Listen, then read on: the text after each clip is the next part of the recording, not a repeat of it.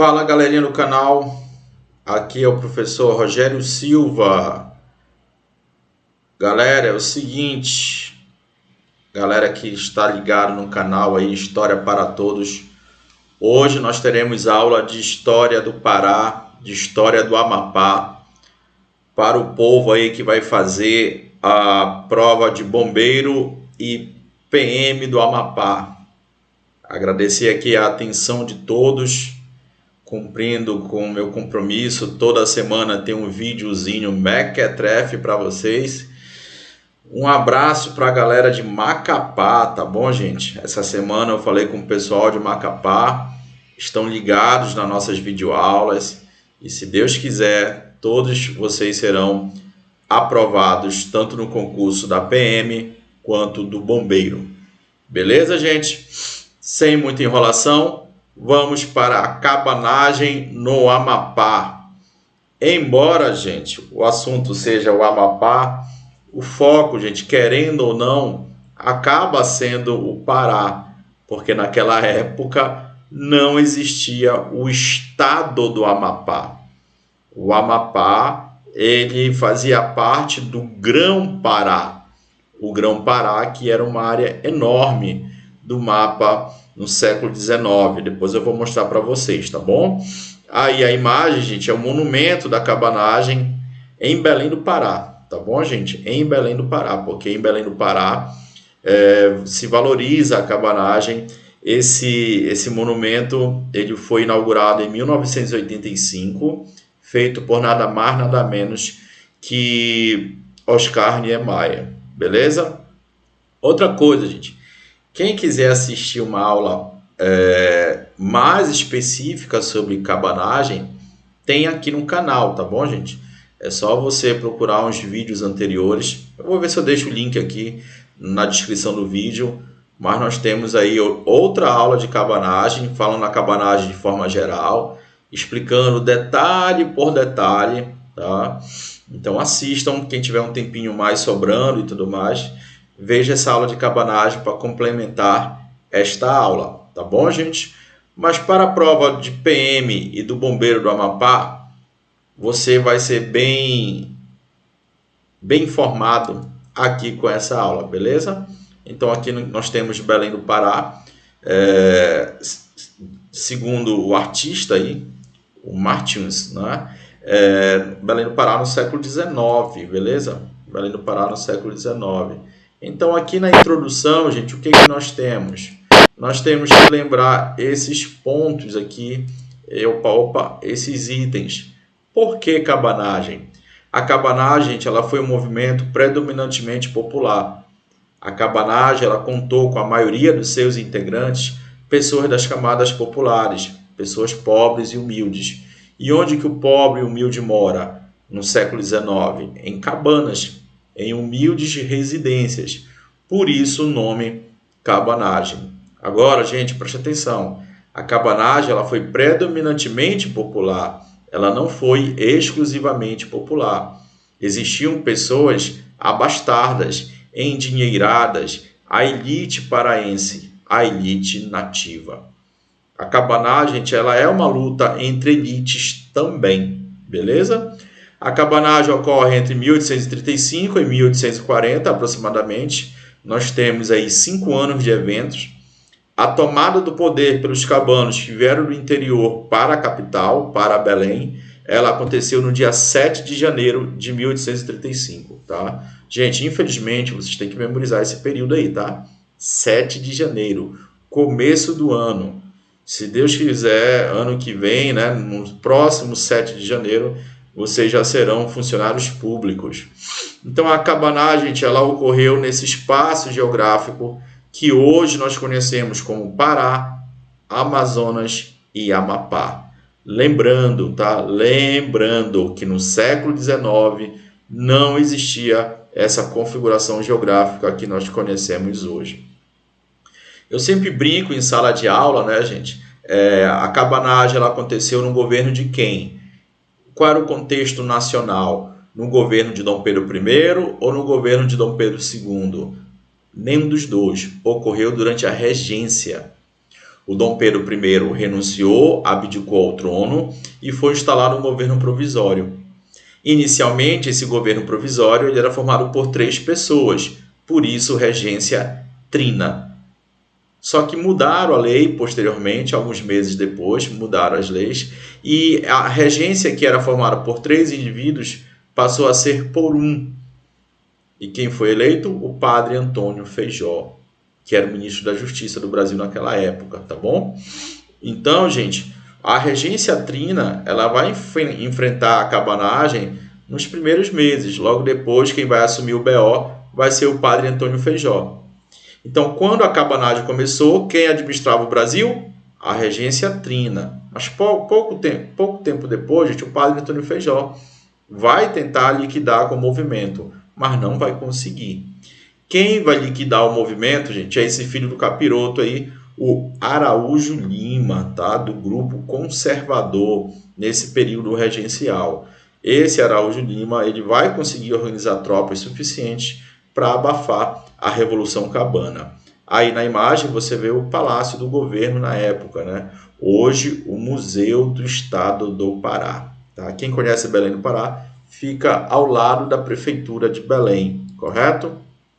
Tá aqui, olha, gente, um mapa que mostra onde aconteceu a cabanagem, tá? Eu quero que você foque para cá, deixa eu ver se o mouse, tá aqui o mouse.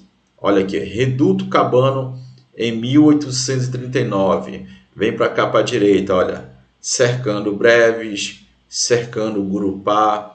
Aqui a parte mais indo para o norte de Macapá, ou seja, os cabanos não ocuparam, tá, gente? Os cabanos não ocuparam Macapá. Observa aqui pela legenda, né?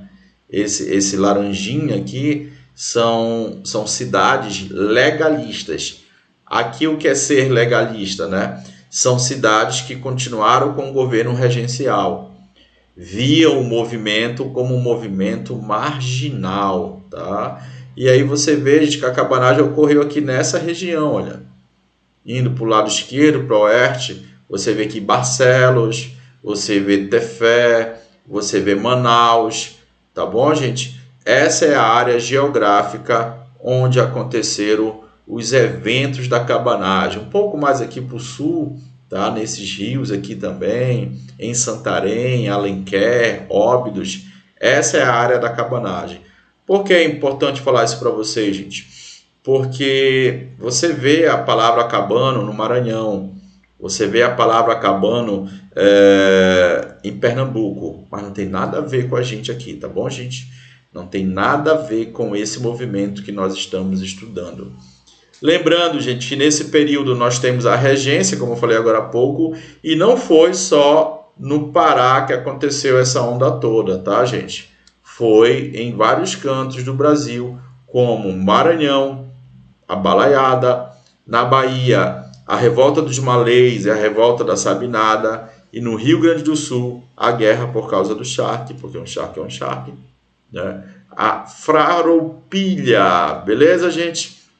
E aqui, gente, nós temos as explicações o que promoveu a causa da cabanagem. Quais foram as causas do movimento cabano? Gente, é isso que vai ser cobrado na sua prova, ok? A galera da FCC nem sabe tanto de cabanagem quanto a gente aqui. Então eles vão vir num basicão, vem comigo, cara, não precisa tu ler uma tese de doutorado sobre a cabanagem. Tem aluno que já fica desesperado. Professor, encontrei uma tese de mestrado ali na internet e tal. Eu vou ler isso, quero saber tudo sobre a cabanagem. Não, gente, relaxa. Cola em mim que vai ser só sucesso. Logo, logo vocês estarão com o kit boçal, um Ray-Ban e uma pistola na cintura. Vai ficar muito boçal. Meninos e meninas. Ou então os bombeiros, né? Também boçal com o uniforme deles. Gente, a cabanagem, ela é um movimento plural, ela é um movimento heterogêneo. Deixa eu só ver aqui um negocinho, gente. Alô, som, beleza, tá tudo certo. Deixa eu ver quanto tempo nós temos aqui. 9 minutos, beleza. Não pode ter nenhuma falha técnica, senão tem que gravar tudo de novo, beleza? Vamos lá?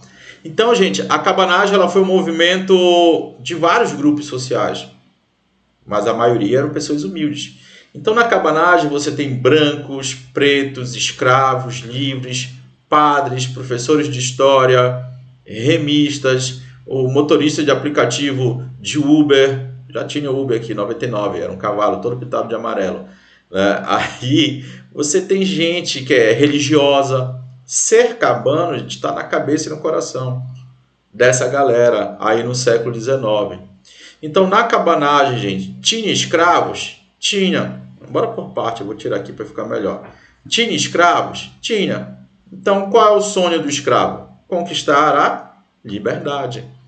Então, a cabanagem, já que ela é formada por vários grupos sociais, várias são as causas.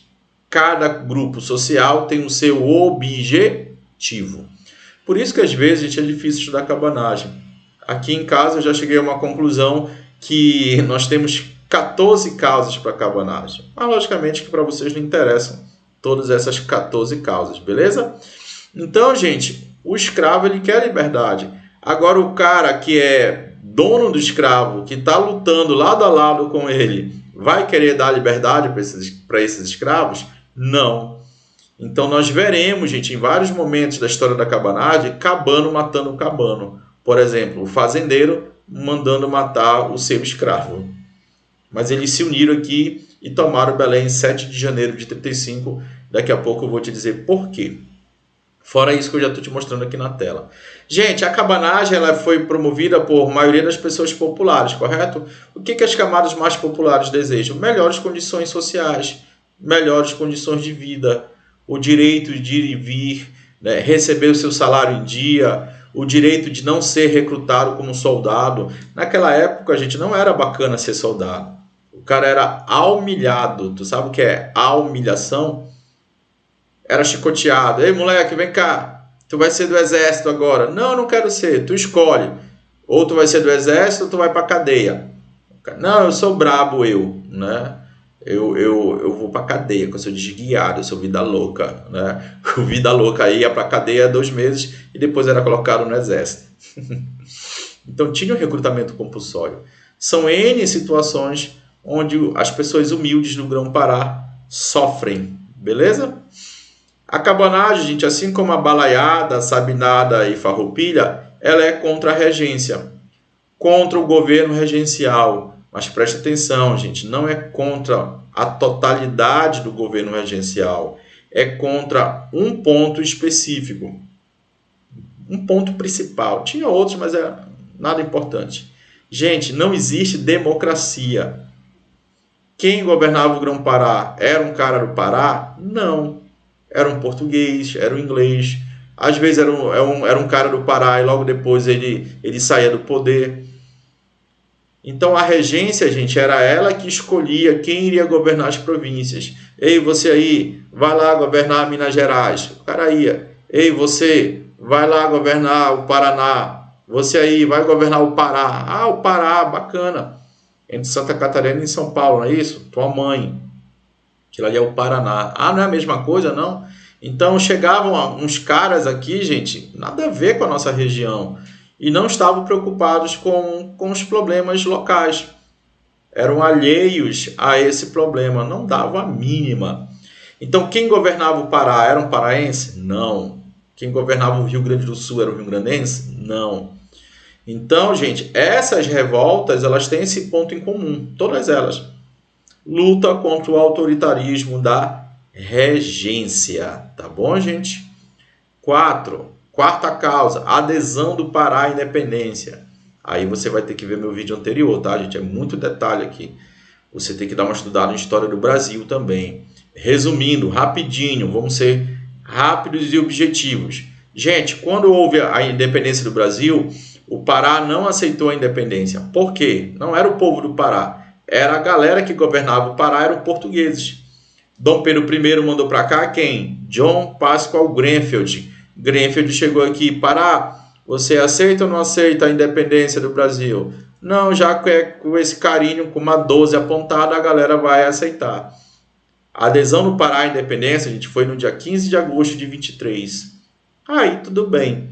Quando chegou outubro de 23, presta atenção, não te confunde, ainda não é a cabanagem.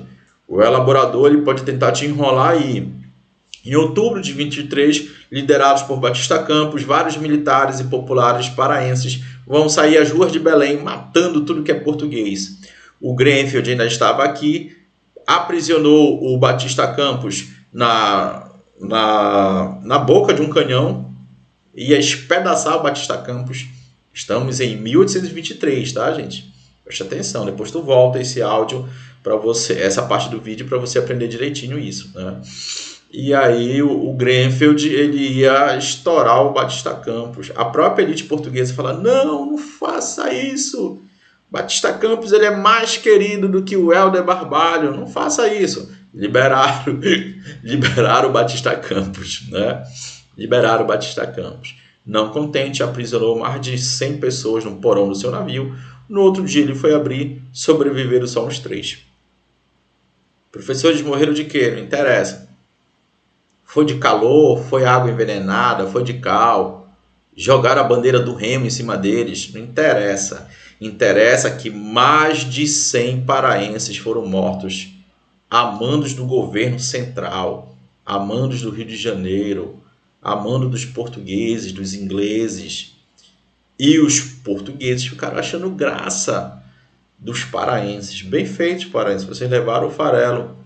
E os paraenses foram humilhados, maltratados. Um dia eles iam se vingar. Que dia foi esse? Na cabanagem. Beleza? Outubro de 23 ocorreu a tragédia do Brigue e Palhaço. O massacre do Brigue e Palhaço. Outubro de 23.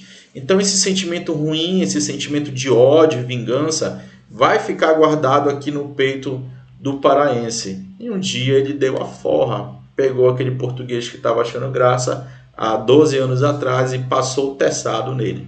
Beleza? É isso. Espero que vocês tenham entendido a adesão do Pará à independência, né? Lembrando que a revolta foi em outubro, tá? A adesão foi em agosto.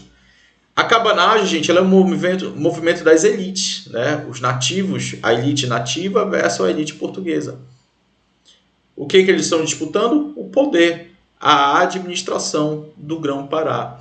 Então, gente, quando eu falo em Batista Campos, Félix Malcher, Francisco Vinagre, Eduardo Angelim, esses caras eram endinheirados, tá, gente? E, logicamente, nós tínhamos outras lideranças populares.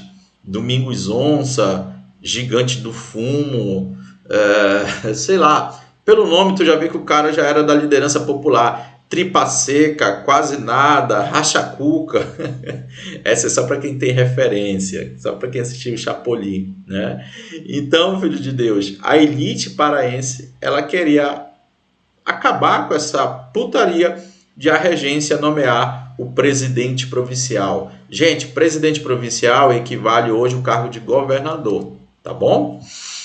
Para cá, a regência enviou, né? O item 3, 5 e 6, gente, eles são vinculados aí, né? Diretamente vinculados. A província mandou para cá, a regência, perdão, mandou para cá um presidente, o Lobo de Souza. Esse cara, ele era muito autoritário. Então, as medidas dele, né, vai acelerar o processo revolucionário. Deixa eu ver se aqui no próximo slide está aqui ele, olha. Lindo, maravilhoso, Lobo de Souza chegou aqui juntamente com o comandante Santiago. Olha o uniforme aí da PM do Amapá, olha, top. Não, esse à esquerda aí é o uniforme da Guarda Nacional, tá, gente? E à direita o Lobo de Souza tinha um cabelinho branco aí, bonitinho, coisa fofa, né? E o paraense sacana logo botou o apelido dele de Malhado. Então o Malhado, gente, era um cara muito chato, muito boçal, muito inconveniente. Fizeram um grupo no WhatsApp, bora malhar o Malhado. Então ele era muito autoritário, muito violento. Quando ele chegou aqui, ele chegou em 1833, tá, gente? Ele vai desagradar a gregos e troianos. Ele vai desagradar a elite portuguesa e a elite paraense, e a população, e os militares, os funcionários dele. a burocracia do Grão-Pará, ninguém gostava desse cara, tá? Ninguém gostava dele, beleza? Então tá aqui o Lobo de Souza, vulgo Malhado, chegou em 1833. E ele afetou, gente, Mazagão. Olha aí, aqui aparece a região de Macapá, né?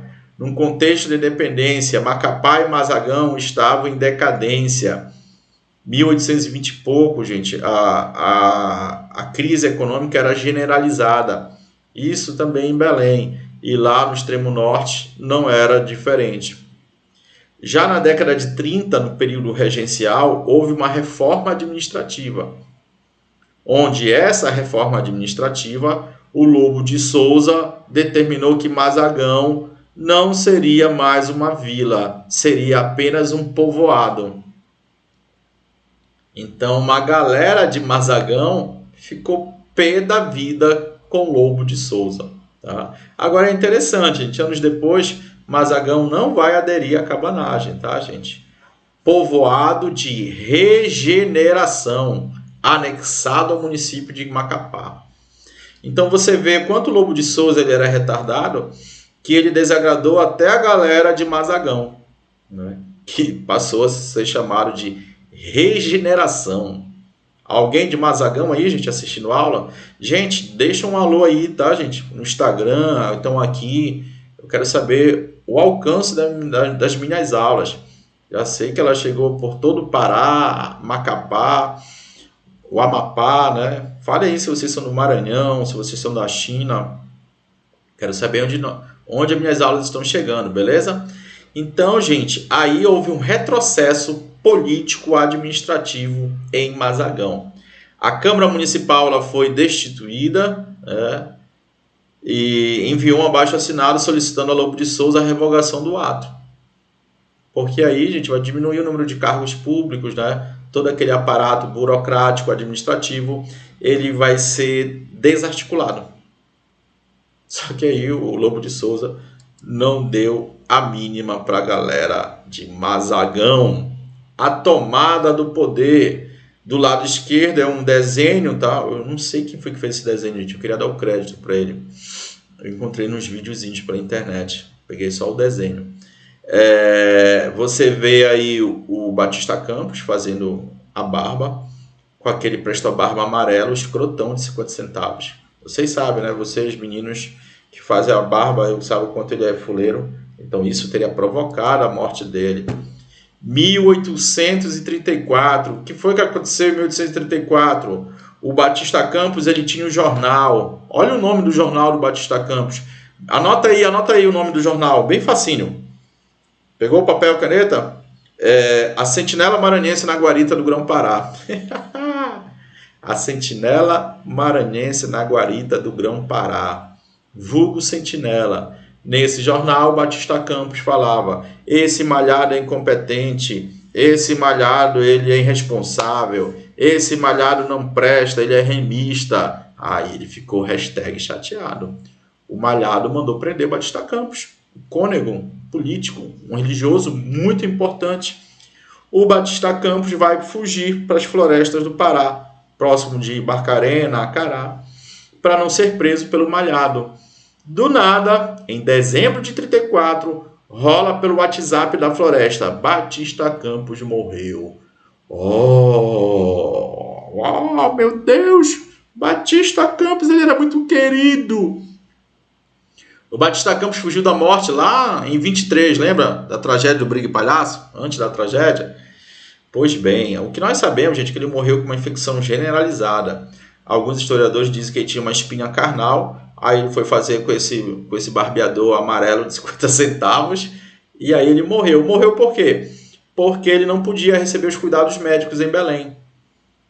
Se ele tivesse vindo para Belém, se tratado, ficaria vivo. Estaria vivo até hoje. Aí, brincadeira. Gente, tem uma praça aqui em Belém do Pará, tá? Chamada Batista Campos, em homenagem a ele. O bairro da Batista Campos também.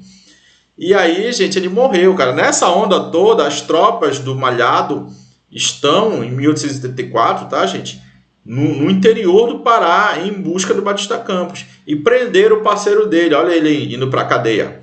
O nome dele era Milton, ministro da Educação. Oh, perdão, gente, eu estou me confundindo aqui. Não foi esse, né? Esse aqui era honesto, né? Mas depois nós vamos ouvir falar dele. O Félix Malcher. Então, o parceiro do Batista Campos, Félix Malcher, foi preso em 1834. Então, Félix Malcher foi preso, Batista Campos foi morto. E isso promoveu a união de brancos, ricos, pobres, professores de história, fazendeiros, todos se uniram. Vamos ocupar Belém, vamos malhar o malhado. Então, a sétima causa, olha aqui, eu vou voltar. Olha aí, 1, 2, 3, 4, 5, 6. A sétima causa que eu posso apontar aqui para vocês, resumidamente, é a vingança pela morte de Batista Campos. O povo vai se reunir e tomar Belém. Olha aqui esse desenhozinho bacaninha. Aqui é o Forte São Pedro Nolasco, que não existe mais, tá, gente? Para quem não sabe, quem não é de Belém, aqui nós temos hoje a Estação das Docas. Bem aqui na Igreja das Mercês tinha um depósito de armas. Aqui teve muito sangue, muito tiro. E aqui o Palácio do Governo, olha, Forte do Castelo, Igreja da Sé, Dóiba para a esquerda, tem um Palácio do Governo. Tá bom? Então aqui na Igreja das Mercês, aqui no Palácio do Governo, foi onde nós tivemos os confrontos armados. Nesses quartéis aqui até que foi muito tranquilo a tomada do poder, né? E aí começa, né, gente, os governos cabanos. Isso você tem que saber para sua prova, tá, gente? São 3. Félix Malcher, Francisco Vinagre e Eduardo Angelim. Repetindo, gente. Félix Malcher, Francisco Vinagre e Eduardo Angelim. Félix Malcher, a gente vai governar por 1 mês aproximadamente. Ele vai trair o movimento e vai ser morto pelos próprios cabanos. Quem vai assumir a parada? Francisco Vinagre. Também teve uma administração muito tumultuada. Lembrando, tá, gente? Aí os caras são presidentes provinciais. Eles enviaram uma carta, tá, para a regência dizendo que eles são parceiros da regência, mas quem vai escolher o presidente provincial são os paraenses. Ah, lembrando, tá? Professor e o Malhado cortaram a cabeça dele e deixaram a exposição no Ver-o-Peso. Um negócio bem tranquilo, bem pacífico.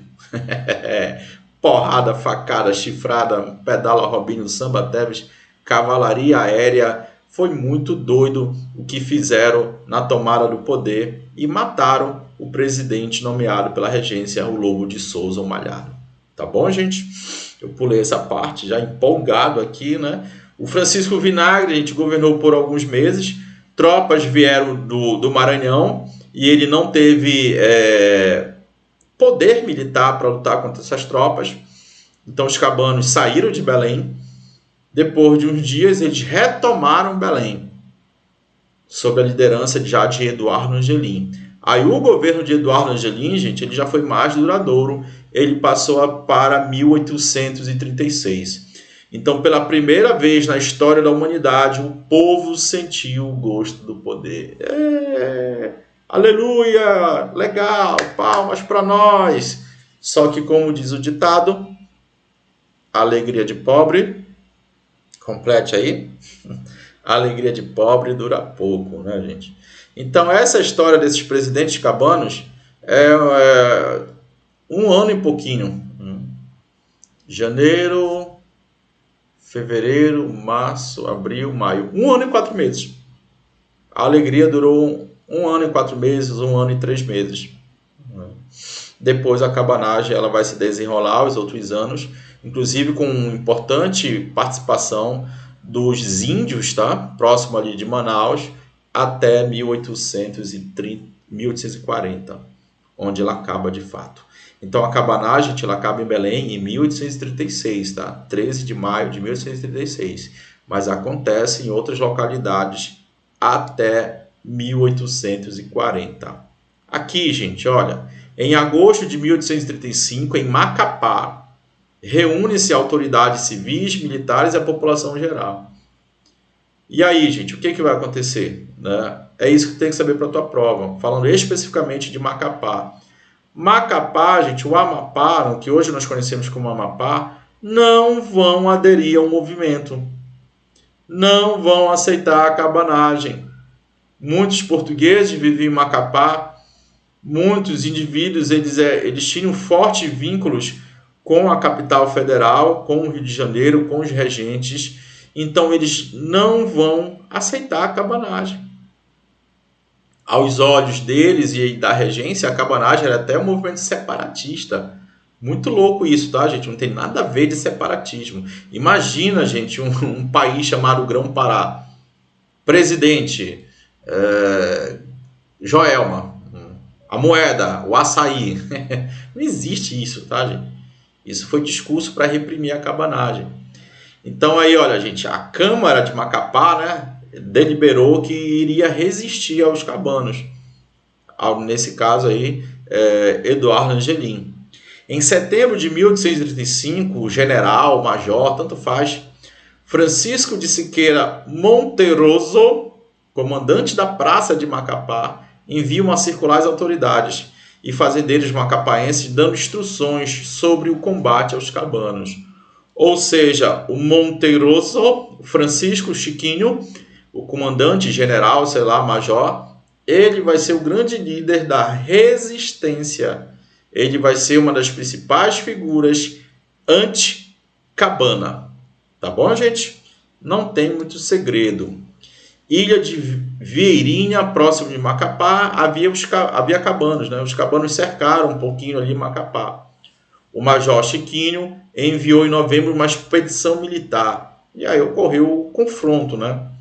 Presença de cabanos na ilha de Santana, no Furo do Beija-Flor, em Mazagão, ali na frente de Mazagão Novo. Então, muito tiro, porrada, facada, chifrada.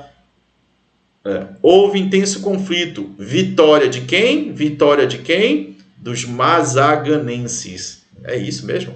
Mazaganenses. Sem que pudessem evitar a invasão de suas propriedades pelos cabanos. Os cabanos invadiram, saquearam algumas fazendas, tá? Mataram algumas pessoas, mas a resistência foi positiva no olhar da galera de Macapá, né? De Mazagão. Então, a resistência acabou vencendo, tá, gente? Comerciantes famosos de Macapá ofereceram embarcações para combater os cabanos, para dar reforço à tropa do Francisco aí. Beleza? Era muito comum, gente, as pessoas da elite oferecerem trabalhadores, oferecerem apoio econômico, logístico, né, nesse caso embarcações, para lutar contra a cabanagem. Então, algumas cidades do Grão-Pará os cabanos tomaram, outras não. Tá? Aqui no que hoje nós chamamos de Pará, nós temos como Cametá, por exemplo. Cametá resistiu à cabanagem e conseguiu vencer os cabanos. Beleza? Assim como Macapá, assim como Mazagão. Sem segredo. Olha esse mapinha aqui. Bem bacana. Tá? Aqui mostra o Grão-Pará. Né? Tá um pouco distorcido aqui, né? Belém, Breves, Gurupá, Macapá, Monte Alegre, Santarém, Alenquer, Óbidos, né? E aqui já para o lado do Amazonas. Esse mapa mostra a participação dos índios, né? Da etnia Mura, Mavé, Munduruku. Os Munduruku, gente, eram muito resistentes, tá? Trocavam tiro contra o Bope, né?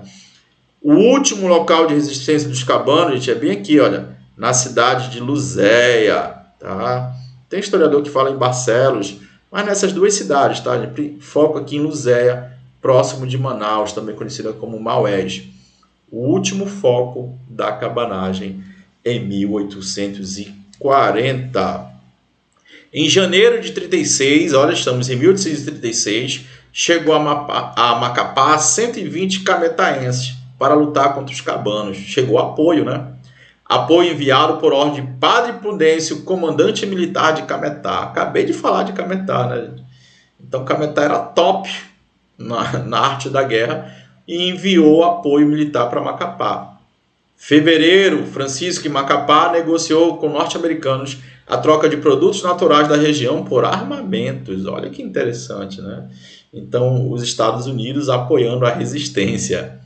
Em fevereiro de 36, né, em Macapá, uma expedição militar comandada por Raimundo Joaquim, conhecido como Pantojão, conseguiu vencer os cabanos em Curuçá, Cajaúma, Breves, entre outras localidades.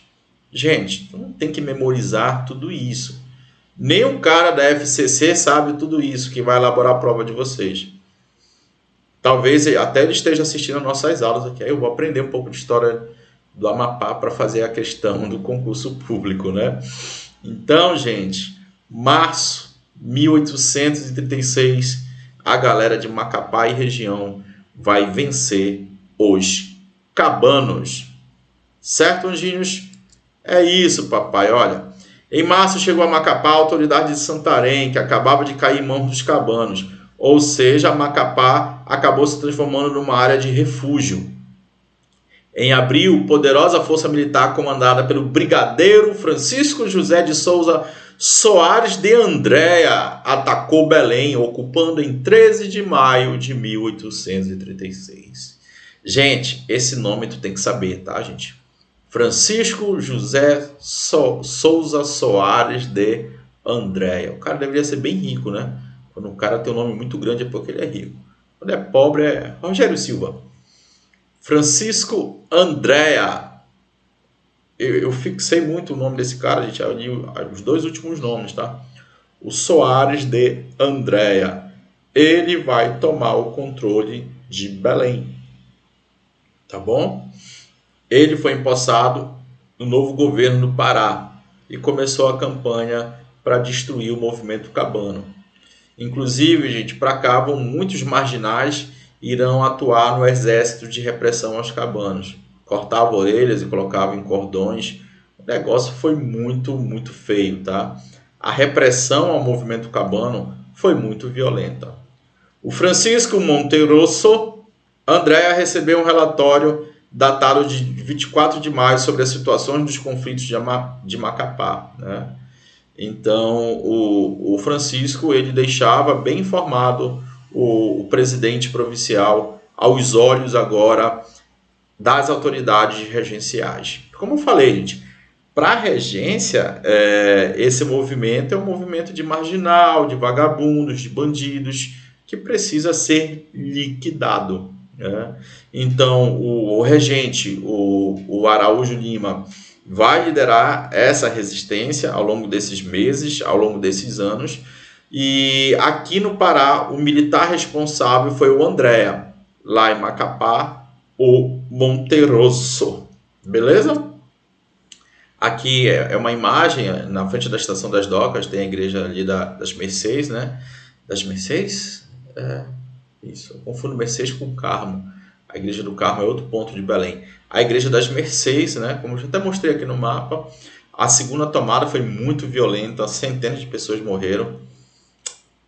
Mas aí, gente, infelizmente, a revolução da cabanagem morreu. Olha o que diz a historiadora aqui, Magda Riss, minha ex-professora, inclusive. A revolução deixou mais de 30 mil mortos, uma população local que só voltou a crescer significativamente em 1860. Caraca, 20 anos depois, né? Esse movimento matou mestiços, índios e africanos pobres e escravos, mas também dizimou boa parte da elite da Amazônia. O principal alvo dos cabanos eram os brancos, especialmente os portugueses mais abastados. A repressão foi tão grande, gente, que faltou mão de obra aí, tá? Antes mesmo de acabar a cabanagem, já faltava mão de obra, porque a cabanagem não era formada por pessoas das camadas populares, era formado, gente. Então, essa galera das camadas populares é que faziam os serviços, né? Viviam de bicos. Imagina um português rico, fala para a mulher dele, mulher, chama o seu João para ajeitar o nosso telhado. Ah, meu marido, o seu João morreu na cabanagem. Chama o seu Francisco, ele também morreu na cabanagem. Chama aquele moleque lá de 17 anos. Ah, tu nem sabe. Ele fugiu com a mulher dele e os dois morreram na cabanagem. Então faltou mão de obra, tá, gente? Para você ver o grande número de mortos que aconteceu aqui, beleza? Olha como vem prova. Tá aí, gente. A questão da Polícia Civil, feita pela FCC em 2017. Uma questão bem simples, tá? Vamos ler essa questão com cuidado, tá, gente? Para a gente fixar bacana. Durante o movimento social conhecido como cabanagem, houve a... Então, gente, bem direto, sem enrolação, ele pede aí, gente, os fatos e os eventos históricos da cabanagem. Letra A. Tomada do poder por parte dos rebeldes da cidade de Belém, onde foi constituído um governo republicano, que proclamou a independência do Grão-Pará com o apoio de Portugal e Inglaterra. Ai, filha da mãe, quem marcar essa daí eu vou dar-lhe uma cadeirada. Gente, os cabanos proclamaram uma república com apoio de Portugal. Eita, Domingal, gente, tá errado isso daí. Morte de milhares de pessoas, a maioria delas proveniente das classes mais desfavorecidas, ao longo de 5 anos de violentos conflitos que se espalharam pelas principais cidades da região norte. É isso aqui, tá, gente? Acabei de falar isso para vocês. O texto aí da Magda Risse acabou de dialogar com essa questão. Letra C. Pronta a adesão das autoridades locais amapaenses às propostas dos cabanos, o que obrigou o governo federal a combater com prioridade o núcleo dirigente do movimento, estabelecido em Macapá. Gente, as autoridades locais do Amapá aderiram à proposta cabana? Não.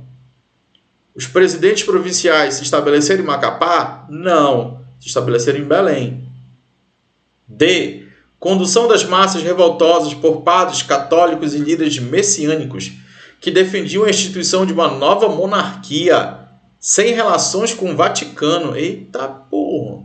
Eu falei em algum momento, gente, em Vaticano, em líder messiânico. Messianismo, a gente está na nossa história em Guerra de Canudos, né? A revolta de Belo Monte, Guerra de Contestado, tudo errado.